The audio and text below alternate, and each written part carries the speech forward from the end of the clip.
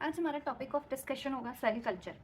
ठीक है, cell culture में हम बेसिक पढ़ेंगे कि सेल कल्चर होता क्या है। जिसमें क्या होता है, पहली बात ये हमारे सेल हैं, किसी भी ऑर्गेनिज्म का सेल होता है उसको हम कल्चर करते हैं, ग्रो करते हैं। सेल को हम ऑप्टिमम कंडीशन देते हैं लैब में और उसको हम ग्रो कराते हैं और उस वो मिमिक करता है हमारा इन वीवो कंडीशन को, जिसमें कि क्या होता है ह्यूमन सेल लाइन या फिर किसी भी सेल लाइन को हम क्या करते हैं, प्रॉपर कंडीशन देते हैं कि उसको सेल के अंदर नेचर में मिलता है, बॉडी के अंदर मिलता है, उसको कंडीशन प्रोवाइड करते हैं, उसको न्यूट्रिशन देते हैं, उसको प्रॉपर ऑक्सीजन, प्रॉपर गैसेस का एक्सचेंज होता है, जिसकी वजह से सेल को हम ग्रो कराते हैं इन विट्रो। तो सेल अगर हम बात करें सेल कल्चर को, तो cell culture is a technique. So cell culture की अगर हम बात करें तो सेल कल्चर क्या है, हमारी टेक्निक है। Cell culture is a technique है जिसमें क्या करते हैं हम एनिमल को या फिर सेल ह्यूमन के एनिमल और ह्यूमन एनिमल या ह्यूमन सेल को हम क्या करते हैं आउटसाइड द बॉडी, जिसको हम बोलते हैं ग्रो करते हैं आउटसाइड द बॉडी, जिसको हम एक साइंटिफिक वर्ड में बोल सकते हैं इन विट्रो। मतलब हम सेल को एक्सट्रैक्ट करते हैं, सेल को समहाउ रिमूव करते हैं ह्यूमन बॉडी से या फिर एनिमल की बॉडी से, और उसके बाद उसको हम प्रॉपर कंडीशन दे करके, कंट्रोल कंडीशन, लैबोरेटरी कंडीशन में हम आउटसाइड द बॉडी सेल को ग्रो कराते हैं। उसको वही हमारा जो है वो एक टेक्निक है, इसको बोलते हैं सेल कल्चर। अब क्या है, ये कहाँ पे होता है हमारा लैबोरेटरी कंडीशन में, laboratory under condition. Laboratory condition में हमने क्या करा, ग्रो करा सेल को। ठीक है, अब इसके लिए हमें सेल के लिए प्रॉपर क्या क्या कंडीशन हम प्रोवाइड करते हैं, what condition do we provide for the proper growth of the cells. तो सबसे पहला है हम एप्रोप्रिएट क्या देते हैं, न्यूट्रिशन, एप्रोप्रिएट न्यूट्रिएंट देते हैं हम, न्यूट्रिएंट।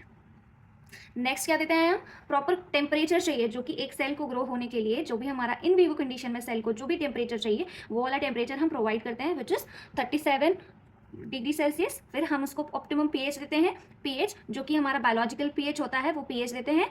और उसके साथ साथ ह्यूमिडिटी भी ज़रूरी है। सेल की ड्राइनेस को रोकने के लिए प्रॉपर ह्यूमिडिटी देते हैं, जिसमें क्या होता है कि वाटर जो है वो देते हैं जिससे वो ह्यूमिड रहता है। और गैसियस इन्वायरमेंट भी तो ज़रूरी है, ऑक्सीजन, क्योंकि सेल में हमारा प्रॉपर ग्लाइकोलिसिस वगैरह वाली कंडीशन हो रही है। सेल को ग्रो करने के लिए सेल एनर्जी खर्च करेगा, ग्रो करने के लिए सेल डिवाइड करेगा तो एनर्जी चाहिए।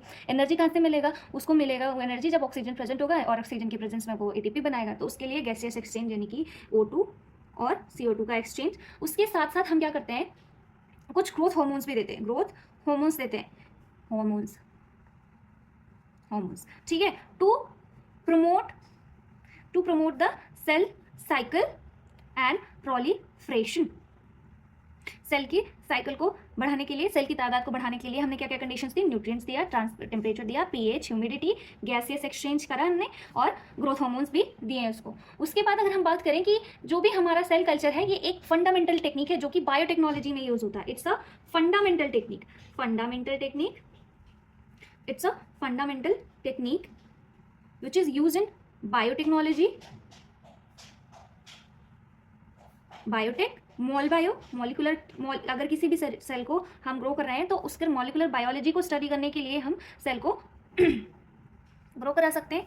वायरोलॉजी में क्या होता है, बाहर से हमने सेल को वायरस से इन्फेक्ट कर दिया, वायरस का एक्सपोजर दे दिया सेल को, उसके बाद हमारे बॉडी में वायरस जाने के बाद सेल कैसे इन्फेक्ट करता है वो चीज़ हम सेल लाइन में बाहर से वायरस दे करके ये सारी चीज़ें हम मिमिक करा सकते हैं। इसलिए जब हम वायरोलॉजी की स्टडी करते हैं तो हम सेल कल्चर टेक्निक यूज़ करते हैं। उसके साथ साथ इम्यूनोलॉजी, जब हम इम्यूनोलॉजी पढ़ते हैं और उसके बाद हमें ये स्टडी करना है कि what are the gene, what are the specific cytokines that is activated after the infection from various type of pathogen, तो उसके लिए भी, उसकी स्टडी के लिए भी हम सेल कल्चर करते हैं और सेल कल्चर में ही हम स्टडी करते हैं। कैंसर बायोलॉजी की बात हो गई तो जिसमें हमें पता करना है कि कैसे भी सेल एक दूसरे, जैसे सेल माइग्रेट हो रहा है कि नहीं, सेल में मेटास्टेसिस वाली फॉर्मेशन हो रहा है कि नहीं, तो various type of assays design है, बहुत तरीके का एसे डिजाइन है, जिसकी वजह से क्या होता है कि हम सेल बायोलॉजी की जब स्टडी करते हैं तो उस इन एसेज के थ्रू हम एस्टिमेट कर पाते हैं कि ये पर्टिकुलर सेल कौन सी कंडीशन में है। तो कैंसर बायोलॉजी जब पढ़नी हो हमें ये, तो फिर भी हम तब भी हम सेल कल्चर का यूज करते हैं। उसके साथ साथ अगर रिजनरेटिव मेडिसिन या फार्मास्यूटिकल रिसर्च करना है तो भी हम सेल लाइन पे ही सारी मेडिसिन का या फिर जो भी हमारा फार्मास्यूटिकल फॉर्मुलेशन वाली जो भी हमने ड्रग्स बनाए हैं